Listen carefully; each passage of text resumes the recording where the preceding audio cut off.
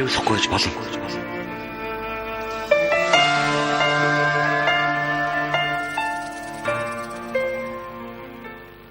Энэ Монголоо гэсэн сэтгэл санаа гэж ярил л да би.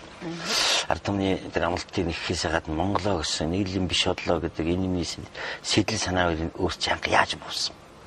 Би уул нь яг нэг нүгөө хэлэхэд арчилсан намд их том найдвар тавьж исэн байл. Хожим хойно бодоход.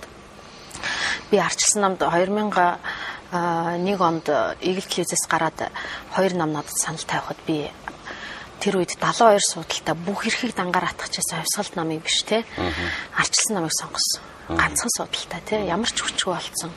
Эрх баригчаас годомжинд гарцсан тийм намыг би сонгосон те. Учиргүй гишүүн нолоогүй л дээ намайг зөв үнсэн телевизээр идэг нэг 10 минутын 20 минутын нэвтрүүлгээл хийгээд ч гэсэн. Арчилсан нам ч намайг харсан. Би ч бас арчилсан намыг энэ бол миний сонголт, миний ирээдүй гэж харсан залуу хүмүүс юм.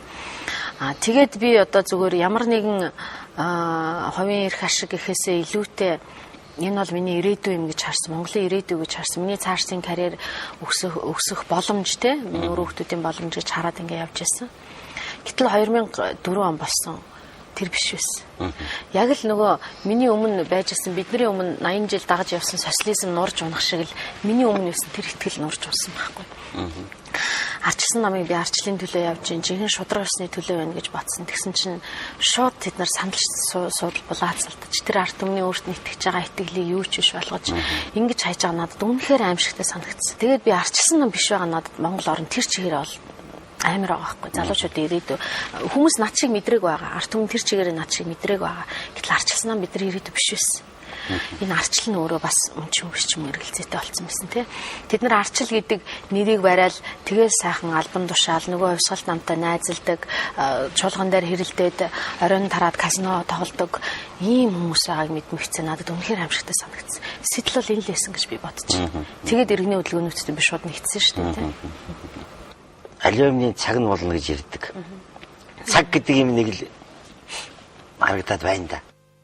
Харин тэхэн болгоо ингэж яриад байгаа. Би ч бас тэгж гэнэ гэж бодож байна. Одоо иргэний хөдөлгөөнүүдийг анх гаргахад юу гэдэг тийм одоо өргөн хүрээтэй яг тодорхой нэг нийгэм дуур амьсгал үүссэн бүрэлдсэн байж өнөөдрийн нөхцөл байдлын хөрөнгөнд бүрэлдсэн байж л тийм хүмүүс ерөнхийдөө ярьдаг. Гэхдээ одоо яг тэр бид нар өнөөдрийнх шиг хувьсгал тэмцэл гэж зарлах хэмжээнд хүрч бол бүрэлдээг байсан байна.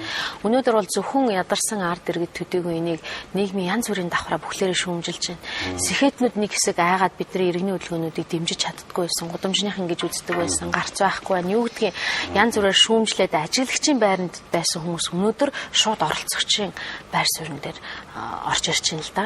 Энэ бол би том найдвар гэж бодож байна. Бүх нийтээрээ өнөөдөр жишээлбэл манай хэвлэлийн уралд лам нар ирж оролцлоо. Лам нар олноороо нэг хийд, нэг датсан, нэг хийдүүдийг нийлүүлсэн нэг томоохон төв бүхлээрээ энэ үйл ажиллагаанд оролцсон дэмжин лам нар дэмжнэ гэдгийг илэрхийллээ те.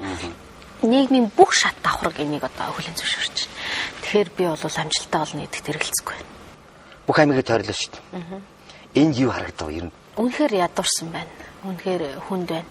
Гэхдээ би ч юу гэдгийг би бас магадгүй бид нар явж байхдаа арт иргэдээ бас басамжилсан гэхэд хайшаа ерөн зөвөр бас дутуу үнэлж ирсэн байна. Одоо бодоход бид нар хүмүүс 2,500,000 авахыг хүсэж байгаа. Энэ хүсэл тий энэ хүсэл байна. Бид нар энэ хүслийг нь зангидаж энэ одоо бүгдээрээ нэгдэж байгаа энэ зорилго дээр л тулгуурлаж одоо хөдөлгөөнөө байгуулах ёстой. Ингэж л жинхэнэ арт түмний хөдөлгөөн болж чадна гэж бодсон. Тэгээд одоо 2,500,000 мэдээж энийг бол дэмжиж байгаа юм тий. Гэтэл үүний цаана хүмүүс маш чухал юм ярьж байна. Өнөөдөр идэх хоолгүй гэрт нь очиод идэх хоолгүй байгаа хүн за тэр яах вэ?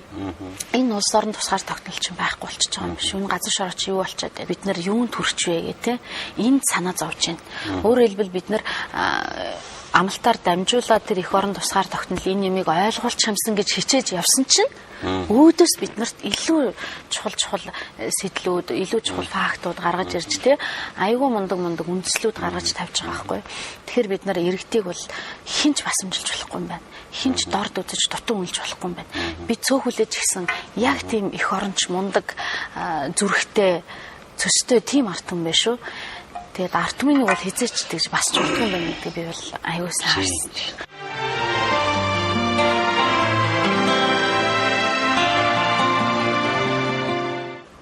Яг одоо биш та Монголын арт түмэн өлсөндөө шуурлаад байгаа мөнгө авах гэж жуурлаад байгаа биш байх шүү. Энэ мэдрэгдэж байна уу? Мэдрэгдэл байх.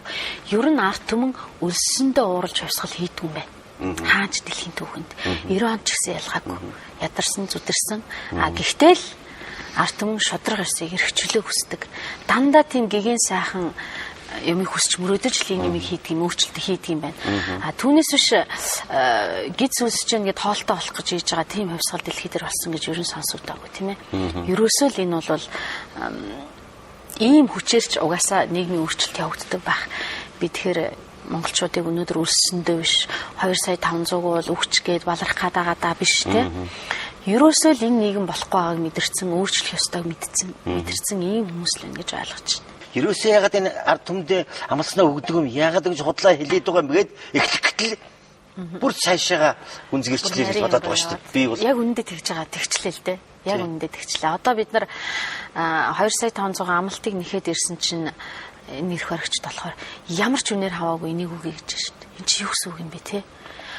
Бид нар ийм аимшигын юм руу бас иргэдэд дагуулж орох тэр дагуул хүч нь байж бас болмооргүй байгаа юм.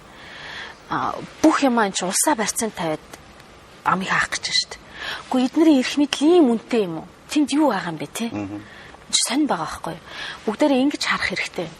Тэгэхгүй бол тийм улс орныг зараад барьцаанд тавиад тэгээд энэ бүхнийг өгөх тийм үнцэн тэр албан тушаал тэр судалтанд байна уу те?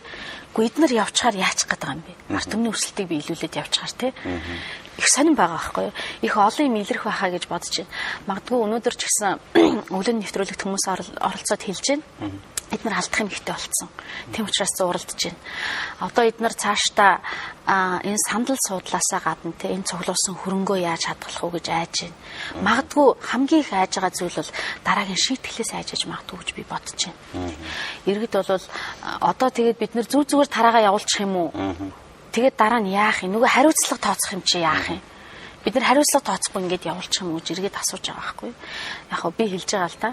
Миний бодож байгаагаар энэ хүмүүст оногдох хамгийн хөнгөн шийтгэл бол дахиад энэ улс төрлөө төрийн сэнтэрээ төрийн босгыг давуулахгүй байна гэж ойлгож байгаа. Зарим хүмүүс ингэж ярьж байна. Энэ болно. 4 сарын 5-нд бол их өргөн дэлгэр болно. Арт түмний сэтгэл зам хүрнэ. Энийг л зүгээр даарчихна. гэдэг юм л да. Дарчхан. Ягаад гэвэл энэ хоёр бол билээ том одоо тэр тэмцээд байгаа юм бол том шүү дээ. Амьжигтай шүү дээ гэж ярьж байгаа бас нэг хэсэг хүмүүс байна. Нийтнэрт мөнгө байна, хүн хүч байна, хэвлэл мэдээллийн хэрэгсэл байна, бүх юм байна тий. Би энийг давж дийлж энийг няцаач чадахгүй. Миний тухай юу явж байгаа бүү мэд дураараа л яваг тэр нь болог ашиг тий. Цаашаа би зүгээр яг үнэндээ юу гэж бодож байна гэвэл би нэг юмд их амгалан тайван байна. Энэ болохгүй бүтэхгүй юу гэдэг нь шүү дээ тий. 4 сарын 5-нд хичнээн цуглахаас хамаарна. Маргааш тий. Маргааш. Тэгэхээр байна шүү дээ. Хэрвээ хүн цуглахгүй бол ард түмэн дэмжихгүй байгаа бол олон түмэн дэмжихгүй байгаа бол энэ юм болохгүй. Энэ надаас шамарахгүй байхгүй. Хэрвээ дэмжижээвэл үнэхээр өөрчлөе гэж бодожээвэл тэр боломжийг л олгоё гэж байгаа. Тэгвэл болно. Тэгвэл ийм юм болно. Тэгвэл одоо энэ том нийгмийг өөрчлөх өөрийнхөө хувь зайд эзэн болох одоо улс гэрээ аврах энэ том үйл хэргийг зөвхөн Бацагт уянгоо хоёрыг тэгж нэг хідэн гүтгэснээс болоод тараач бол харамсалтай биш үү? Харамсалтай биш юм уу те? Ер нь бодож байна. Хүнд боломж дандаа олддоггүй тий.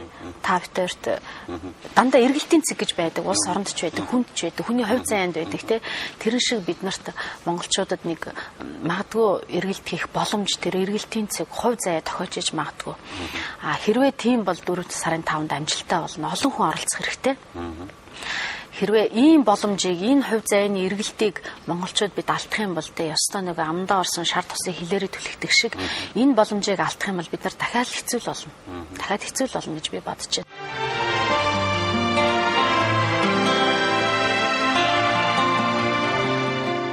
Бид нар сая 4 сар тасралтгүй хөдөөгөр явлаа. Салбараа байгууллаа. Нэг аялал нь одоо хамгийн багтаал нэг 10 гаруй хонж ирж байгаа байхгүй. Тэгээ намайг 3-4 тим аяллаар яваад ирсний дараа миний охин бишүрхэд надад ирэхгүй байгаа байхгүй. Ээжтэй ирэхээр бишүрхэд имэр очоод